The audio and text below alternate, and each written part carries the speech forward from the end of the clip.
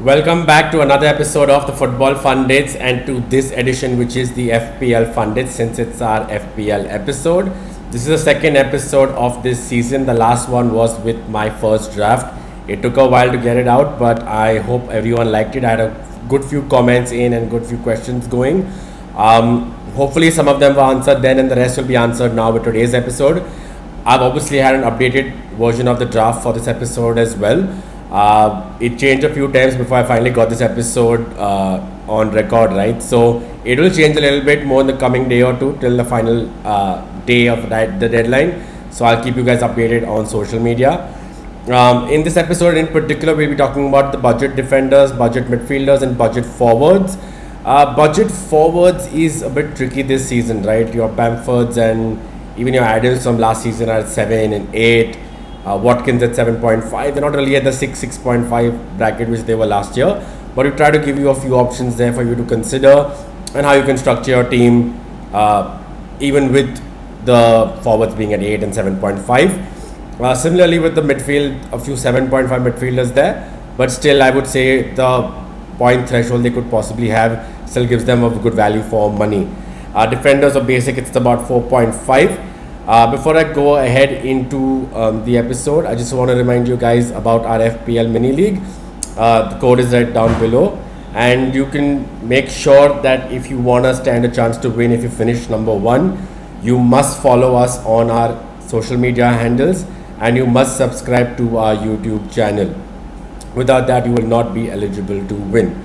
Alright, I'm going to quickly take you through my updated draft now. As you can see, the changes that I've made over here. Shaw has come in for Soufal. Gilmore has come in for Smith Rowe. I've used that 1 million to upgrade Buendia to Jota. Buendia is not sure if he's going to start or not, right? So that's a bit of a worry over there. I've also taken out DCL and gotten Callum Wilson and switched out my Norwich defender for Mate. Looking at that 4.0 threshold, I'm quite excited at the prospect of maybe a 4.0 players, a defender starting. We had a few of that in the end of last season as well, right? So maybe that stays here, but there could obviously be some change. Those are the changes I made so far. From the players that I have here in front of you, I think I still don't know if I want to go in for double Brighton. I know the craze was there looking at the fixtures and the threshold from last season that they ended strong. I don't know if I could end up with both of them. Definitely not both of them. Probably just one of the players, one of Sanchez and or Veltman. And small chance I could take both of them out. So Shaw and Trent are nailed so far. Bruno, Salah 2. I think Son for me will be nailed for game week 1 and Antonio. There is a case for me where I might consider taking out Jota, again going back down to Sarr, even taking a risk on Ziyech. Because I do want 3 Liverpool players, which is why I've tried to set this up and see how it looks like for y'all to see as well, because a lot of you guys did ask me what a team of like this would look like, right? So Tsimikas obviously coming in has changed a few things. I feel that if you must get Tsimikas in, I wouldn't say it would be Tsimikas, Trent and Salah. I would still say Tsimikas, downgrade Trent down to Tsimikas for 2 weeks, 3 weeks. It's a big risk obviously, and play Salah Jota, where Jota possibly doesn't start more than 1 or 2 of the first 3 games. Tough call there, right? But I wouldn't double up on Trent and Tsimikas. I don't know. I don't just see the appeal over there. Looks like he will start. Could be a chance Milner does. A lot over there as well, right? But yeah, this is what the team looks like so far. There are a few more questions that need to be answered for me. Do I want to go in for Rafinha instead of Jota? Go back to Buendia. Buendia is fit, but with the injury to Watkins, Ings coming to the squad, really don't know how that front 5 will line up at Villa, right? So that's what caused that doubt to begin with. So a lot to ponder over there. Also a case obviously to get Soufal back, but as of now I'm not really on that. So that's it for this updated version of the draft. Obviously I'll talk more about it or refer to it as we go along with this episode. Let's move on to our budget defenders. Obviously, like I said, we spoke about Veltman in the start. Brighton had a better defense, the better defense at the end of last season, as well as a better fixture run so far, right? So Brighton have Burnley, Watford, Everton tough one, but looking at the way the Everton is something we'll talk about later as well, right? Keep that in mind, put a pin in it. Everton have such good appeal with players at 5.5 like Townsend and Demarai Gray, but we just don't know how Everton's going to line up, right? And with DCL doubtful, one of the reasons again why I took DCL out of my draft. So Brighton could have a decent game against Everton possibly, and Brentford looks good. Leicester could be a decent game there. Crystal Palace, Arsenal. So not really a bad run at all, right? Which is why I think Weltman still is in there, because if you look at the Brighton defense, it's really thin. So as long as he's fit, he's going to start. The only reason why I feel I don't want to double up on is though, just never know a Brighton if they start off very poorly, right? I could try looking at another keeper, seeing if I can upgrade up to a Melier even. So a little bit of scope over there. But I think in terms of Weltman, he should possibly be a little nailed. Good value, gave a few attacking returns at the end of last season. Could be value for money for a starter probably. If he does do well in the first few fixtures, could get you a good price rise as well. With Lamptey not sure when he's back, right? Obviously now Ayling, right? With Dallas moving on to midfield, Ayling seems to be the only appealing defender for us. Obviously the first few fixtures aren't really appealing, you could say, but it's Leeds. You've seen that they do get in those goals. Ayling possibly could be more attacking this season. So if you must look at, I think, a defensive option for Leeds, I think Ayling is the way to go. After Burnley, they have Liverpool, but then it's Newcastle, West Ham, Watford, right? So good run there just for clean sheet, even if you're considering Melier there. And the fixtures, again, like I said, they don't seem to be too bad in the way they've, kind of set up. Obviously, they have West Ham, like I said, Watford, Southampton, Wolves, Norwich, right?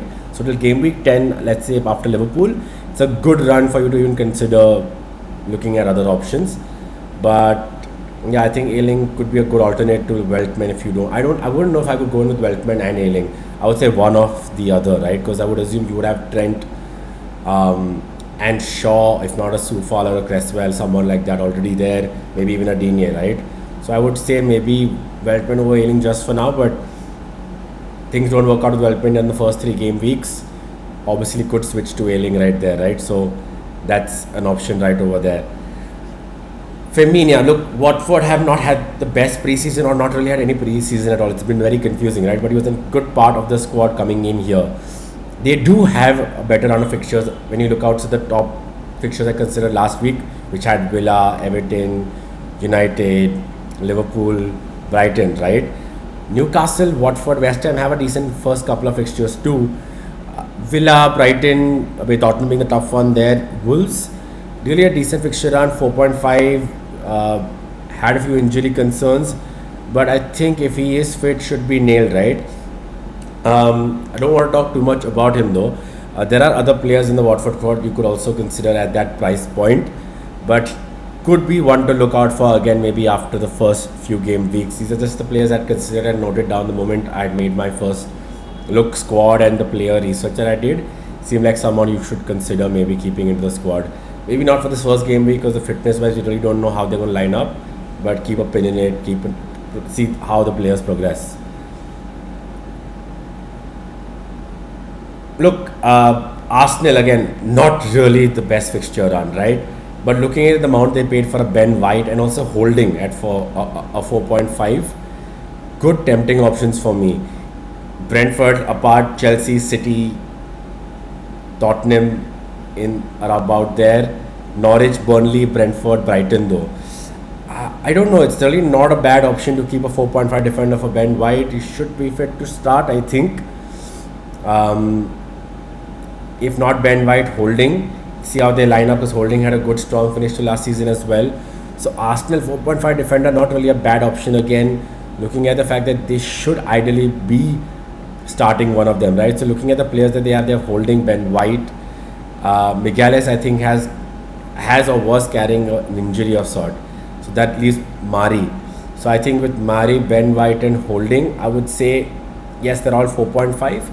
But I said in the long term, looking at the price they paid for Ben White would be a little more nailed on. So I think he would make it to my squad just for about that reason. Yes, you have pretty much all of the Arsenal players in your defense at about 4.5, apart from I think Tierney or the fullbacks. I think Tierney and Bellerin would be at about 5, right? So I think Arsenal long term are a good option. Starting off with, I think Veltman, Ayling are better. I would say maybe than Arsenal.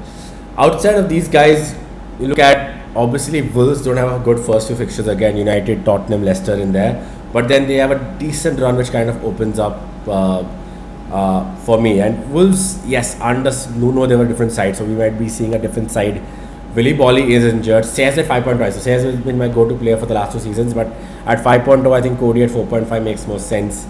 So after United, they have Watford, Brentford, Southampton, Newcastle, Villa, Leeds.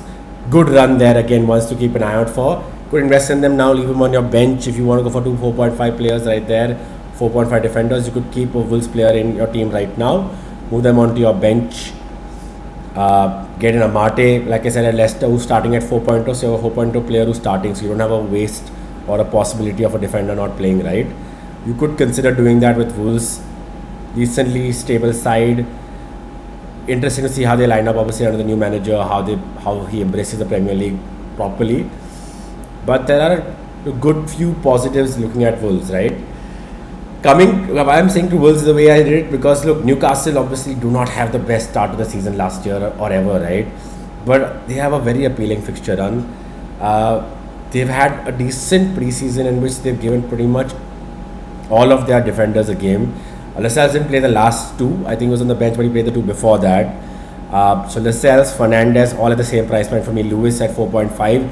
Either of those could do. Lascelles being the captain, I thought would be more easier option there. Either of those could do. Like I said, it's playing purely on the fixtures. Looking at the side, it's a bit worrying, right? But West Ham, Villa, Southampton, United, Leeds, Watford, Wolves, Tottenham, Palace. Decent game week 10 for me. Brighton, Brentford after that, right? A decentish run. If they do start off well, you could have a good differential on your hand, right? For example, Lascelles, I'm showing even Newcastle right now about under 1% ownership. Under 1%. So could be a good option for you. If you're trying to fit into 4.5s there for as well, looking at the way the fixtures are lining up for you, that's essentially where I would see our defense going, right? I think these are the best 4.5 options that I have. I've obviously not covered Everton, for example, like a Holgate. Not sure if he really starts. I think it would probably be Keane and Godfrey. Even looking at the way, you look at outside and Everton, if you look at the way of Southampton, right? Bednarek at 4.5, yes, decent fixtures. How do they look? How do they start the season, right? I just think that looking at those teams, we have other 4.5 players with a slightly better fixture run, probably a little more nailed on. Bednarek would be nailed on over there, but didn't really finish last season too well, right? So a little underconfident or not too confident with those players for me over there. But yeah, that's a kind of where I stand with them. I will be doing another episode obviously before we go into the season, right? In that I'll try to cover a few more sides and why I didn't cover certain players. But this is what I think in terms of budget defenders, what works for me. Moving on to budget midfielders, right? I think Jota, we spoke about Jota already. I think a Jota Salah double up does make sense. You could miss out on a game with Jota. Hopefully you have a good bench strength over there. Probably why you go for two 4.5 defenders and downgrade one of your other midfielders to a 4.5 Gilmore or a Bissouma, right? Make that space, have a backup for it. Because again, just attack the fixtures, right? So you attack the Jota fixtures, Liverpool fixtures, Norwich, Burnley, Leeds. Yes, Chelsea is a bit troublesome there. Could be a 0-0, could be a 1-0 to Chelsea if they set up the way they did last season, shut shop. But I think it's worth taking that chance if you're really considering it, right? At that 7.5 bracket. If you're telling between Greenwood and Jota, I think Greenwood's not that nailed on himself, right? Martial could just start up front. Cavani, Sancho not in there, nor is Rashford. So yes, Greenwood could essentially get more game time if you look at it that way. But I still think I would probably take in Jota, even Ziyech, only with the fixture run with Chelsea being so tough. I still think Ziyech might get more minutes in the start. Greenwood, we don't know how he'll be rotated, right? It could possibly start off with three midfielders, Pogba, Bruno in there, a lot of tinkering for me. Could possibly start Greenwood the first three games since he's taken rest from the Euros. And I'll show you Greenwood in the next, right? They have a good fixture run. I think I would lean towards Jota. That's what I'm doing right now, though. At 6.5, Buendia, Rafinha, right? A lot of managers obviously going for Rafinha and understand why. Talisman for Leeds. Yes, the fixtures are tough the first four, but he's someone you don't mind getting in now if he gets in an assist or two in those first two games with a tougher run of fixtures as well. Price could go up. You want to be on that. You don't want to be missing out on that, right? So I understand why if you attack Rafinha, you would. Definitely has an appeal with Dallas, especially now coming into midfield, right? You don't really get that bonus that I have Dallas in defense to cover for points lost from Rafinha. So I would say Rafinha's appeal increasing there. Outside of Rafinha, obviously, of Harrison at 6. Finished the season quite strong. I remember about just 10 points behind. I think he was involved in almost 16 or 17 goal assists combined. So Harrison is definitely a good backup if you are struggling for money because you've gone in for 7.5 or a 7.5 and an 8 forward line with 3 premiums in midfield. I could see you could downgrade even Rafinha to a Harrison and take a chance with that. Although the Rafinha has that appeal, right? So if you could, you should ideally go in for Rafinha if you had to ask me. Rafinha's current ownership is at about 20% and Harrison is somewhere about 5%, maybe a differential ish is where Harrison was, but maybe before the first game week you'd reach about 7-8%, right? Dallas at 5.5, a lot of people appeal. They went in for Dallas, I think he was under 20%, but he was decent ownership. I don't know, man. See, if you want to go in for a 5.5 player, you think just for saving money, I would take a chance with Emil Smith Rowe, for example, right? Or even Ryan Fraser at Newcastle.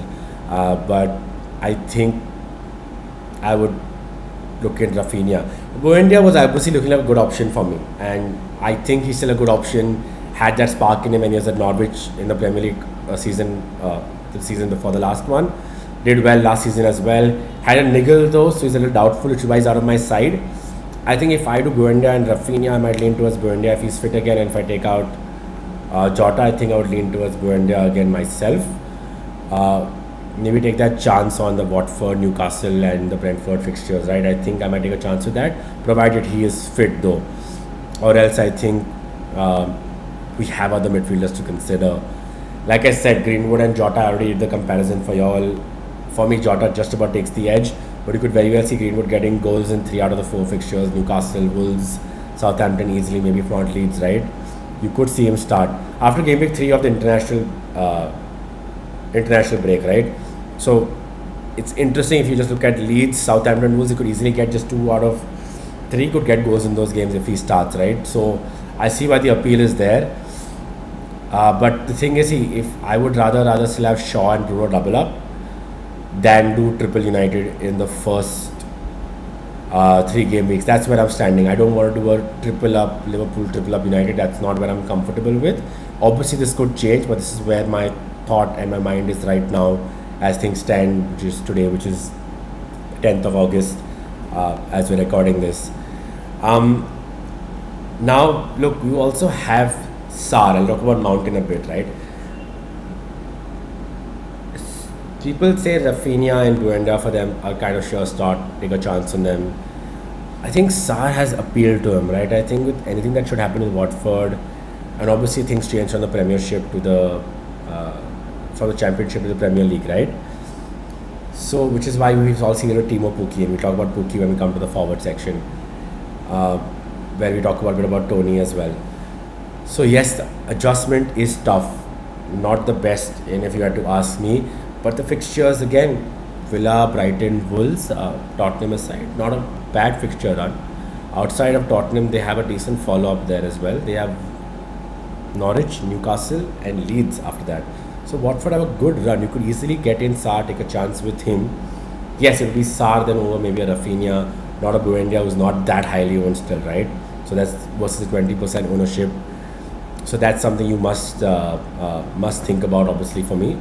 But I think looking at the appeal that he has in this Watford side, and I think how creative he was, I think the highest assists and goals for them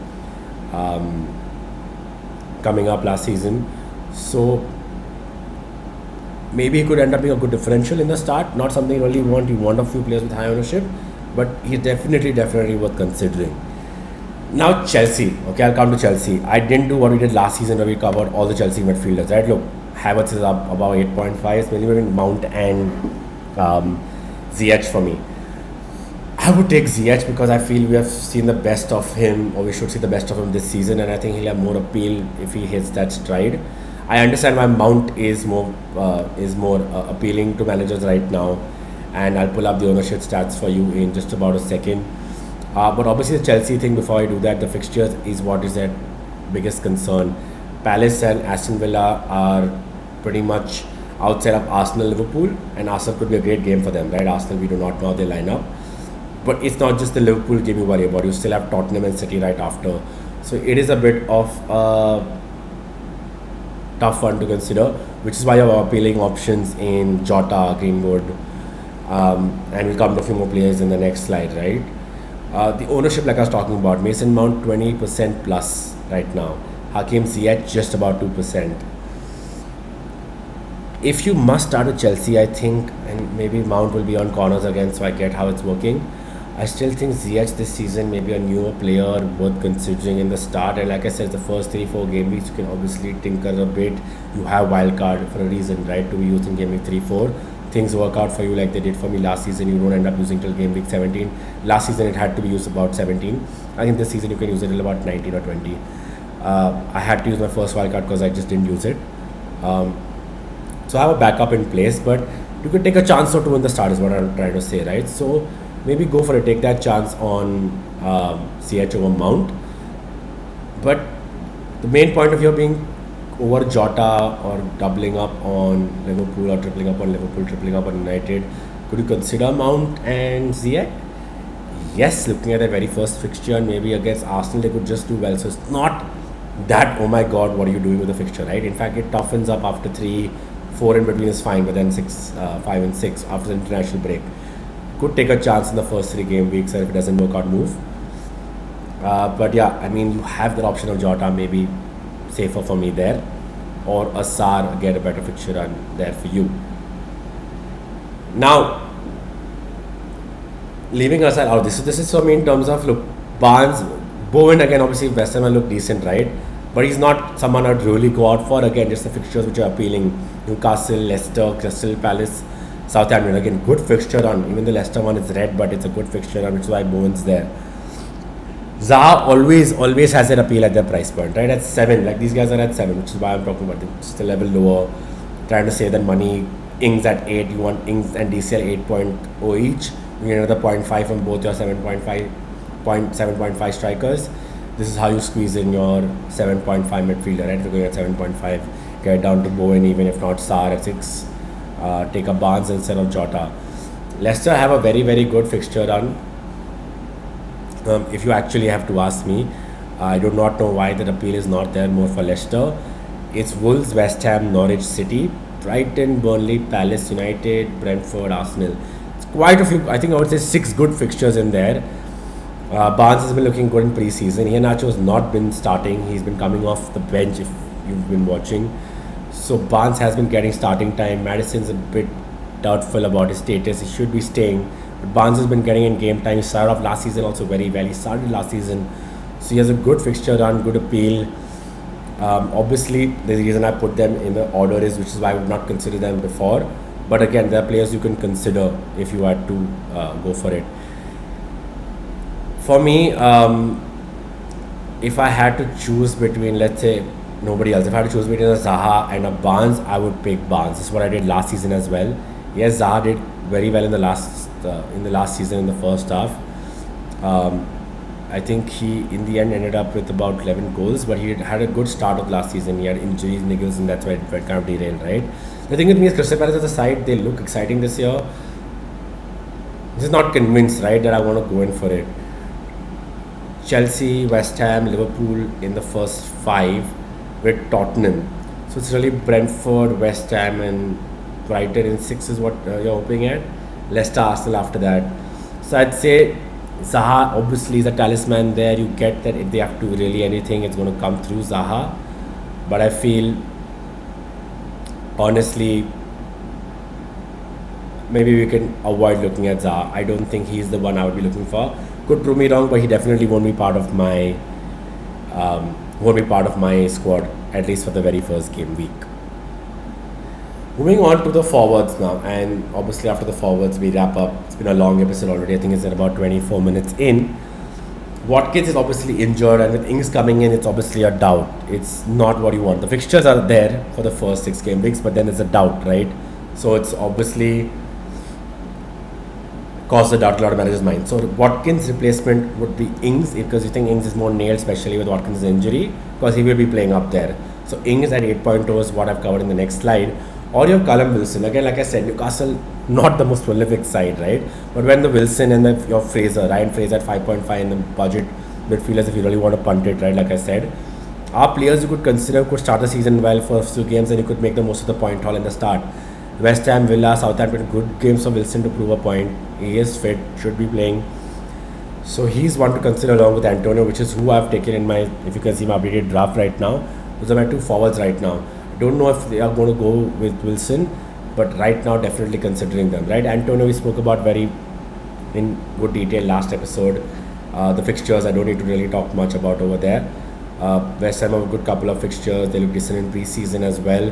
Antonio relatively fit in the first half. Injuries pile on middle of the season, so you could again make the most of his points right now before you consider going back to your DCL who's injured right now. Looking at the budget forward and trying to wrap up the episode quickly. I'd look, we don't know how sides in the Premiership, Championship lineup. Pookie started off 2 seasons back very well and then faded very quickly, right? Pookie obviously not an option in the start. Liverpool, City, Leicester, Arsenal, they couldn't have asked for a worse run, I think. If they really even tried. But one to keep an eye on for me still, right? If you're moving around your players in your wild card, you could consider getting Pookie in, someone who starts week in, week out. You could possibly get your returns or be on your bench outside of your Ashley Barnes at 5.5. Again, that's the reason he's there, right? A player you know who's going to start week in, week out with a decent fixture run in and out over there. Burnley have a decent fixture run in the second half for me. So you could consider those. I personally have Obafemi because I'm only going into strikers as of now. Hopefully with J Adams at 7.0, decent appeal for him there as well. But not just convinced about how Southampton line up for me without Ward-Prowse, who's injured I think for the first 2 game weeks, right? So Tony, again, looking at the Pookie example and not going to sidetrack. Arsenal, Crystal Palace, Villa, Brighton. Fixtures are there. You could take a chance on him very much. 6.5 because compared to a 5.5 of Wilson. That extra 1 million you could easily use to upgrade your defense. Going for 2 5.5s instead of 2 4.5s and Trent even. Upgrade one of your budget midfielders as well, or just keep that money in the bank to possibly get in Vardy's and Lukaku's. I don't know how we're going to work up to Kane. That's something that's tough right now, right? So that's going to be something we're going to be looking at. But for me, a budget forward wise, I think we're mostly looking at being more reliable with the 7.5s than looking at a 6.0 or 5.5s right now. Even with DeAndre Gray at Watford, there's no guarantee. Troy Deeney, who's going to start even if they have good fixtures. You have Alan Saint-Maximin at Newcastle instead of Callum Wilson, who's 1 million cheaper. But again, Saint-Maximin, not really convinced how many games he's going to start, right? So I would say it's best to stick to maybe Antonio, see if that works out. For now, he looks nailed on for me. And to wrap up the discussion of the strikers, this is not really, I would say 8 is still a budget, but I would say the little above budget is strikers, right? So you have the 8.0 strikers, like the 8.0 club. Now, Calvert-Lewin was someone who I wanted to maximize on, even without Richarlison, he was still in my side because Everton fixture run is probably the best, right? But looking how woeful they did against United, there was no really head or tail there. I worry about him, which is why Calvert-Lewin's out. Bamford, again, very tough first 4 fixtures, but again, I think I see myself going in for Bamford as one of my priority transfers after game week 4. Probably upgrade one of my Antonios if he does well or not doing well, looking at the way West Ham's fixtures turn, right? Looking at West Ham's fixtures turn, I'd probably be considered taking Antonio out. So West Ham have Southampton, United, Leeds, Brentford. So if not him, maybe I'll take out Callum Wilson. United, Leeds, Watford, Wolves. But I probably would take a chance taking one of them out and getting Leeds in. Because I would not have Rafinha the way it's going. United, Everton, Liverpool, and then it's Newcastle, West Ham, Watford. After Liverpool in 4, they have Newcastle, West Ham, and Watford. Ings, like I said, the fixture run is there for the first few game weeks. It gets tougher after that is Chelsea, Everton, United, Tottenham, which is game week 4 to game week 7. It's a bit of a tough one over there, so it's not like it's completely sold. But again, Yeah, if if Aston Villa start off where they finished last season, Martinez in form. If you're looking at the likes of the Aston Villa defense keeping its shape, I'm just worried about how this lineup attacking. You have Leon Bailey there, you have Buendia there. You know they're going to start, right? Uh, it's a bit of a worry for me. El Ghazi, so which is why I think I would still stay away from Ings for that. And if you must go for an 8.0, provided DCL is fit, I would still take a chance on DCL. Outside of these three, I would look at Anthony Martial. If Greenwood doesn't start, that's only because Martial is starting up top. 8.0 Cavani, 8.5 not back yet, just back this week, so he's not going to be featuring till the international break. I think the way it goes. Outside of this, Martial would be a good shout out, could be a good differential outside these three players. If I must, if you must, you really want to focus on the ownership. Bamford right now currently is at just about 20%, so he is decently owned. It's not like players, managers are not going in for him. Danny Ings currently has an ownership of 25%, especially since that move increased. Watkins has lost a few players, managers, which have piled on to Danny Ings, obviously. So these players are decently owned right now. So you could be a little hurt if you don't have them and they do well, right? So it's not I'm saying it's safe to go without them. I'm saying Martial just could, if you expect United to do well, if you expect Shaw to give you an assist, if you expect Bruno to start off very well, that means Martial or Greenwood are the ones up there, right? They're doing the ones who are doing the scoring, hopefully. So you could benefit there. Antonio himself is about 20% ownership. You could look at an Antonio Martial also going into the first 3 game weeks. But yeah, that's essentially where I would probably leave you guys there. Again, thank you so much for tuning into this episode. The next episode is going to be pretty much about my final look at my first draft before we preview the game week 1 final look. I'll also try to talk a bit about options with your Everton squad or your Everton players who you can keep an eye out on over there. I'll talk a little bit more about City and Chelsea in the next squad. That's mainly what I will do for you guys there, because we've not really covered City and Chelsea yet. Obviously, we're going to be talking more and more about them and the Harry Kane situation. So I'll cover all of that in the next episode, and we're not going to cram that in here and make it a 45-minute episode, right? I knew it'll be a longish episode, this one. So thank you so much for tuning in. Do not forget to hit subscribe on the channel right below. Hit on that subscribe button. You must be subscribed to this channel to be eligible to win the prize in case you finish first in the mini league, which is the league code is right there. Hit us up on our social media handles if you have any questions, or in the comment section. Happy to answer whatever doubts that you may have. Thank you so much for tuning in, and I'll see you in the next episode. Just a few days to go, guys. I'm already excited. Hope you are too. Cheers.